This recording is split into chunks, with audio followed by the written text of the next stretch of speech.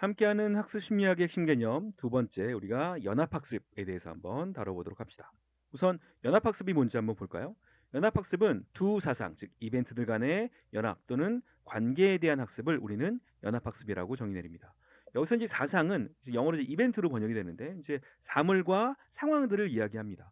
그래서 우리가 이제 대표적인 연합학습이 고전적 조건 형성과 조작적 조건 형성이 있죠. 그래서 뒤에서 바로 다룰 텐데 고전적 조건 형성의 경우에는 자극과 자극의 결합이고 조작적 조건 형성 같은 경우에는 반응과 자극의 결합이죠. 그래서 이런 자극 또는 반응들을 이제 이벤트라고 보는 거죠. 그래서 이러한 이벤트들 간의 연합 또는 관계에 대한 학습을 우리는 연합학습이라고 부릅니다.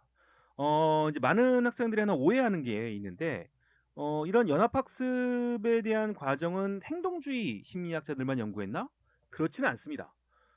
실제로 이제 행동주의는 1950년대 끝났죠. 그죠? 그래서 1920년대, 뭐, 좀 길게 보면 10년대부터 대략 한 50년대 중후반까지 우리가 이제 일반적으로 행동주의의 시대라고 정의를 내리고 있죠. 그 행동주의 시대에 바로 이 고전적 조건 형성과 조작적 조건 형성으로 인간과 동물의 모든 행동들을 설명을 시도한 게 이제 대표적으로 행동주의인 거죠. 그래서 그 시기에 바로 이런 연합학습에 대한 연구가 가장 많이 됐습니다.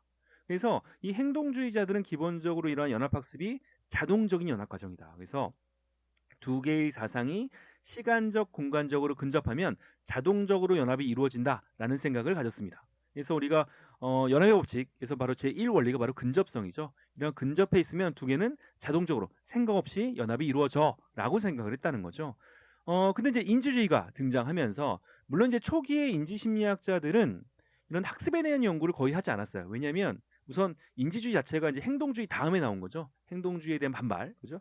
로 나왔기 때문에 기본적으로 인지심리학자들은 이런 학습에 대한 연구, 특히 연합학습에 대한 연구를 거의 하지 않았고, 그리고 이 인지주의 초기만 해도 이러한 그 연합학습 자체가 행동주의와 마찬가지로 자동적으로 이루어지는 거야. 고전적 조건 형성 그거 그냥 단순한 학습이잖아. 이렇게 생각을 했다는 거죠. 근데 1960년대 이제 대표적인 심리학자인 레스콜라 이제 인지 쪽에서 지금은 그래서 레스콜라라든가 그다음에 뭐 가르샤라든가 카민 등이 등장하면서 이제 논문을 내면서 실제로 이러한 그 단순한 연합학습도 고차원적인 인지 과정이 관여되는 학습 과정이야라는 사실을 이제 밝혀내게 되죠.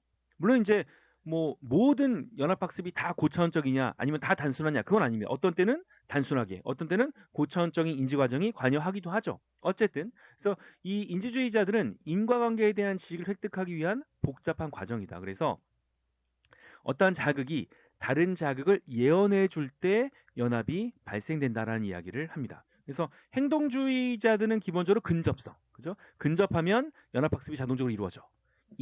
인지주의자들은 아니야 예언적 관계를 파악해야만 연합학습이 이루어져라는 생각을 갖습니다. 이 부분은 나중에 또 한번 다뤄보죠. 그래서 대표적인 연합학습은 크게 우리가 앞에서 잠깐 얘기했지만 고전적 조건 형성과 조작적 조건 형성이 있습니다.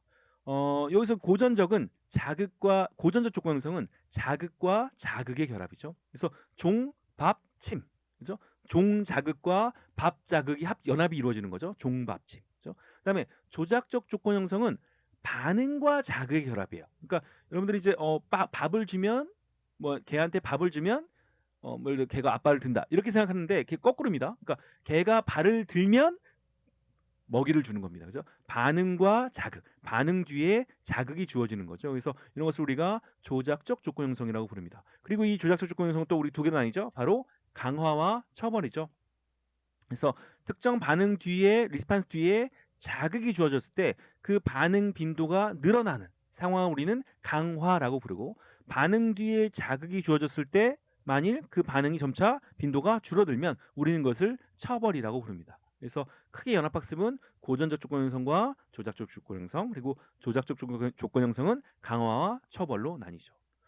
그러면 연합학습이 되게 단순한 학습이라 볼 수 있는데 그러면 연합학습보다 더 단순한 학습은 없나요? 있습니다.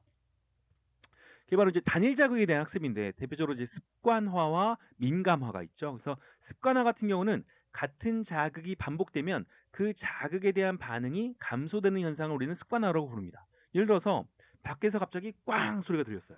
그럼 깜짝 놀라겠죠. 하지만 매번 꽝, 꽝, 꽝 소리가 나면 어느 순간부터 그 소리에 대한 민감도가 떨어지게 됩니다. 이런 게 바로 습관화죠. 두 번째 민감화 같은 경우는 같은 자극이 계속 반복됩니다. 예를 들어서 여러분들이 잠들기 전에 수돗물에서 수도꼭지에서 똑 소리가 들려요.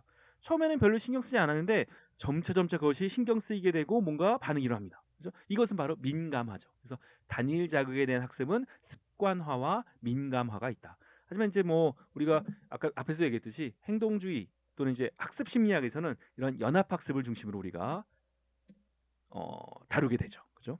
자, 이렇게 해서 우리가 두 번째 연합 학습에 대한 정의를 한번 살펴봤습니다. 네, 오늘은 여기서 마치도록 하겠습니다.